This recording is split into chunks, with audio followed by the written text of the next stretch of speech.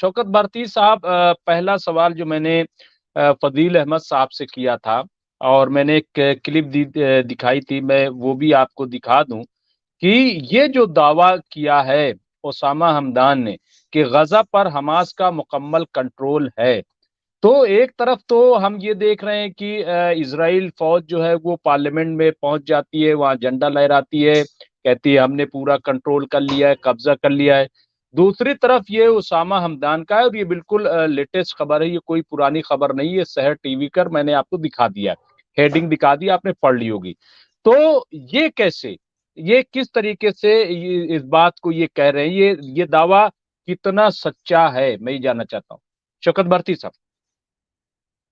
देखिए, ये बात तो फैक्ट है कि नॉर्दर्न गाजा में इजरायली आर्मी आ गई है, लेकिन 36 घंटे तक लगातार अगर स्ट्रीट फाइट चले, फायरिंग हो और वहां से रॉकेट फायर किए जाएं और जाकर उनकी कैपिटल तेल अवीव पर गिरें, ठीक है, उनका आयरन डोम फेल हो जाए, तो ये खुद इस बात की बातचीत है कि जैसे भाई जाहिर से बम्बार्डमेंट करने के बाद जैसे बहुत सी बिल्डिंगों को गिरा दिया है, वैसे ही ये पार्लियामेंट के अंदर पहुंच गए, वैसे ही जहां के ऊपर पहुंचे हैं वहां के ऊपर ये झंडा इन्होंने लहरा दिया है। तो कंट्रोल अगर इन्होंने हासिल कर लिया तो फिर अपने फतेह का ऐलान कर दें। कंट्रोल हासिल करने के मतलब ये है कि हमास ने इनके सामने सरेंडर कर दिया। कंट्रोल हासिल करने के मतलब ये है कि फिर ये जो क्या नाम है हॉस्पिटल्स हैं उनके ऊपर क्यों बम्बार्डमेंट कर रहे हैं। कंट्रोल हासिल कर लिया तो ये नर्सेस को क्यों मार रहे हैं। कंट्रोल हासिल कर लिया तो अभी भी ये सर्च क्यों कर रहे हैं कि उनके कैप्टिव्स कहां रखे गए हैं, जिनको छुड़ाने के लिए ये आए थे। कंट्रोल ही हासिल कर लिया अगर इन्होंने पूरी तरीके से, तो फिर तो अब सारी बातचीत है कि सब कुछ खत्म हो जाना चाहिए, इनको लाशें दिखाना चाहिए। आप देखें, जो कहा जा रहा है कि इसमें 12,000 आदमी मरे, 12,000 के अंदर अगर आप देखें तो उसमें 5,000 से ज्यादा बच्चे हैं, 3,500-4,000 से ज्यादा क्या नाम है औरतें हैं, तो 5 3 8 1 9,000, अब 3,000 और मान लीजिए 12,000।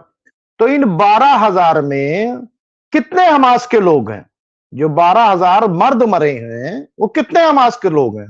और ये भी कहते हैं कि हमास की जो तादाद है वो 30 से 40,000 है। तो कुल मिलाकर अगर देखा जाए कि इनकी जो फिगर है, जो फिगर दी जा रही है कि 12,000 लोग मरे हैं, तो उसमें बच्चों की फिगर भी है, औरतों की भी फिगर है। तो रेस्ट ऑफ बैलेंस जो है ना, उसमें दोनों लोग मरे होंगे ना, हमास के भी मरे होंगे और क्या नाम है जो जनरल पब्लिक है वो भी मरी होंगी। तो इसके मतलब अगर 50% मान लिया जाए तो इन्होंने 1,500 लोगों को मार लिया।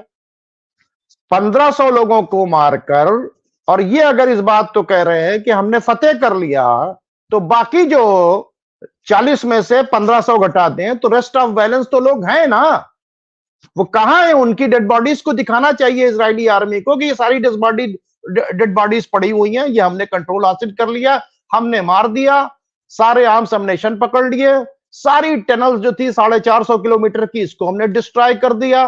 और उसके बाद जो है अब ये जो कैप्टिव छुड़ा लिया और उसके बाद लोग जो हैं क्या किए, इन्होंने सरेंडर करा लिया। तो ऐसा सीन तो हमने कहीं नहीं देखा। ऐसा सीन अगर देखा हो किसी ने तो उसका प्रूफ पेश करे। यह जरूर है कि वो ग्राउंड के ऊपर पहुंच गए, जब बिल्डिंगें इन्होंने गिराई हैं, तमाम बड़ी बड़ी बिल्डिंग को, यानी हिरोशिमा और नागासाकी से ज्यादा जो है अटैक करके, आज भी इन्होंने जबालिया के ऊपर बच्चे जहां पानी ले रहे थे, एक सीन आपने पिछली बार दिखाया था ना, आज इन्होंने जबालिया कैंप के ऊपर जहां बच्चे पानी ले रहे थे फिर इन्होंने बॉम्ब मार दिया।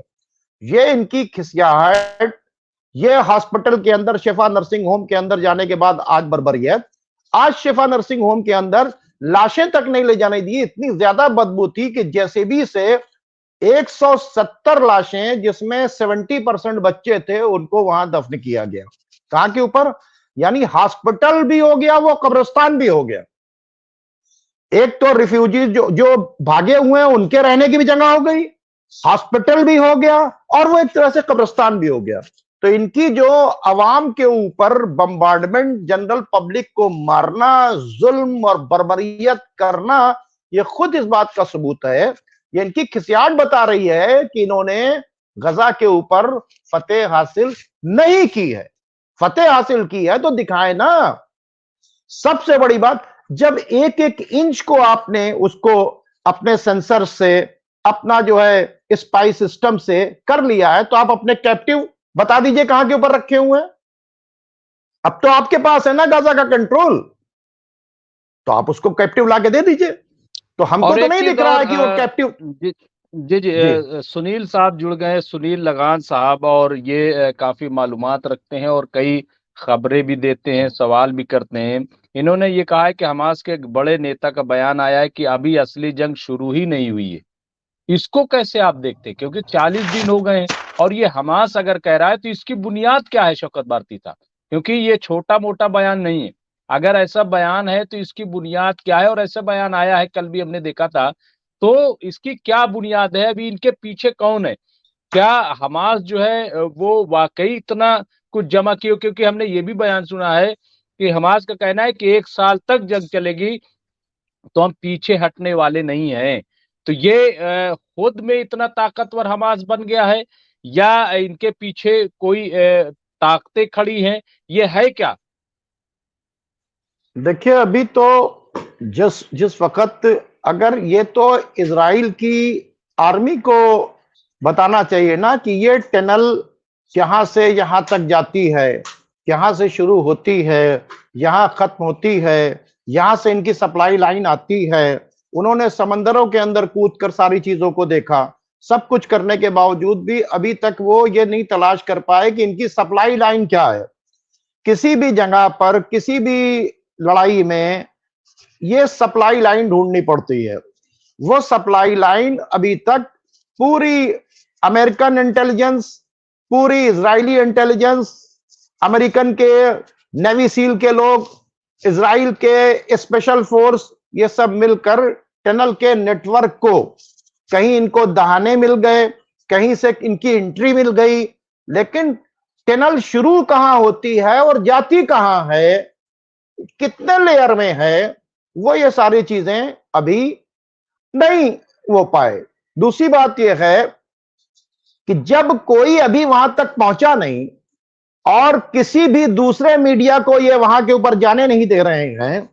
तीसरी बात यह है कि ये बताइए, जब आपने इंटरनेट का कनेक्शन काट दिया है, कनेक्ट डिस्कनेक्ट कर दिया ना, आखिर हमास जो आपके साथ फाइट होती है उसका वीडियो अगर बना भी लेती होगी मोबाइल से, तो उस वीडियो को नष्ट करने के लिए उसे इंटरनेट चाहिए ना। बगैर इंटरनेट के तो, इसके मतलब कि टनल के अंदर इंटरनेट के कनेक्शन तक पहुंचने के लिए, या टनल का जो पूरा एक पीछे उसके अंदर सप्लाई लाइन है, वहां से वो वीडियोस जाते हैं और जाने के बाद फिर आगे से, वरना जब इंटरनेट नहीं है, जब वहां के ऊपर बिजली नहीं है, वहां कोई चीज नहीं है, तो आखिर दुनिया के सामने हमास के फ्रेश वीडियोस, उनके तोड़ते हुए टैंक कैसे सामने आ रहे हैं। बात यह है कि इस वक्त सबसे बड़ी बात यह है कि देखिए, जिस तरह से उन्होंने प्रोपेगेंडा किया कि हमने इनकी पार्लियामेंट को कर लिया, हमने इनको तमाम उसको कर लिया, हमने पूरा कंट्रोल कर लिया,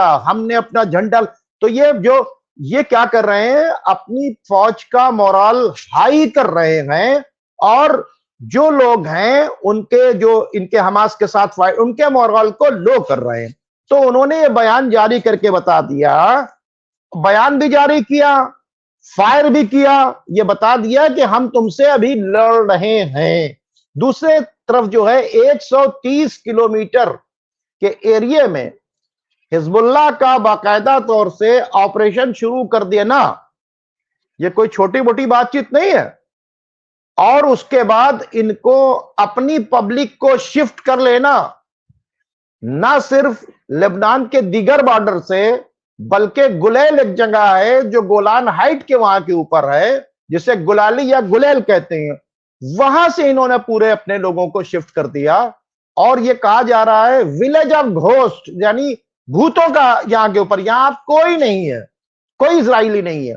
तो जाहिर सी बातचीत है, जब हमास पे कंट्रोल कर लिया है तो शिफ्ट करो अपने लोगों को, उनके घर जाने दो। तो ये सारी चीजें, उनके कैप्टिव्स को छुड़ाओ। तुमको तो घेरे हुए हैं कि हमारे लोगों को छुड़ाओ, हमारे लोगों को छुड़ाओ।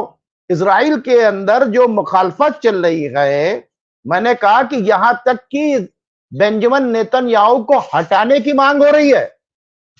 खुद इजराइल के अंदर यह बता दिया गया कि ये फेल है। ये हैफा पर गिरने वाला रॉकेट, ये इलाक के ऊपर गिरने वाली हूती की मिसाइल, वो लोग कह रहे हैं यार तुमने हमें कहां सिक्योर्ड किया, ये कहां हमको फंसा दिया। तुम कह रहे हो हमने हमास को, ये क्या हो रहा है, ये लेबनान बॉर्डर से क्या हो रहा है, ये इधर से क्या हो रहा है, ये गजा से क्या हो रहा है। इतना ही नहीं, अमेरिका पूरी तरीके से परेशान हो। आज भी ऐनुल असद के ऊपर बहुत जबरदस्त इराकी जो मिलिशिया है उसने अटैक किया है, सीरिया के अंदर बाकायदा तौर के ऊपर अटैक किया है। उससे लड़ने के लिए अमेरिका ने भी अटैक किया है वहां के ऊपर। इसके मतलब आप देखिए कि अमेरिका से छुटपुट जो बातें सीरिया की ग्राउंड के ऊपर चल रही है। ऐनुल असद के ऊपर आज जो है बहुत बड़ा, वो जो पहला मिसाइल जहां के ऊपर मारा था जनरल कासिम सुलेमानी की शहादत के बाद, वो इराक के अंदर, वहां के ऊपर आज फिर जो है इन्होंने फायर। दूसरी बातचीत है, इनके ड्रोन को MQ-9 को गिरा देना यह मजाक नहीं है। MQ-9 जो है $32 बिलियन का जो एक उनका वो था ड्रोन था, उसको गिरा दिया। और उसके बाद आज भी इनके मिसाइल्स फायर होके वहां पर आ रहे हैं। तो ऐसा लग रहा है कि जंग बड़े इत्मीनान से, चूंकि इतना ज्यादा एरियल बम्बार्डमेंट इन्होंने किया था, तो एरियल बम्बार्डमेंट में कोई खुदकशी तो करेगा नहीं, तो लोग अपना हटे हुए हैं। लेकिन आज भी उन खंडहर के अंदर जिनको इन्होंने बम्बार्डमेंट करके तोड़ा है, वहां से इनके स्नाइपर्स जो हैं वहां से इनको मार रहे हैं। तो जिस एरिया को जहां के ऊपर इन्होंने उसको बिल्कुल बराबर करके, ये वहां पर उनकी आर्मी दिखाई दे रही है। अभी तक ये नहीं बता रहे हैं कि कितने किलोमीटर घुसे हैं। आपने ये यहां बीच से काट तो दिया एक तरफ से, लेकिन उसके अंदर आपने सैनिटाइज किया। सैनिटाइज करने के मतलब ये होता है कि आपने एक एक को चुनकर मार दिया है, और अब आपने अपनी आर्मी से कहा कि पूरा एरिया जो है बिल्कुल क्लियर है, आओ आओ इसमें आओ आओ, उतारो वहां के ऊपर मिलिट्री। जब कब्जा है ये, तो आपने ना इतना बड़ा एरिया, तो किस कोने से आपके, और कहीं ना किसी कोने से आपके ऊपर अटैक हो रहा है। तो क्या आपने पूरा सैनिटाइज किया है कि भाई अब यहां के ऊपर कुछ नहीं है? सैनिटाइज कर दीजिए, वहां के ऊपर बाकायदा टैंक्स लगा दीजिए, और उसके बाद आप क्या नाम एयर डिफेंस सिस्टम लगा दीजिए, और वहां के ऊपर बैठिए।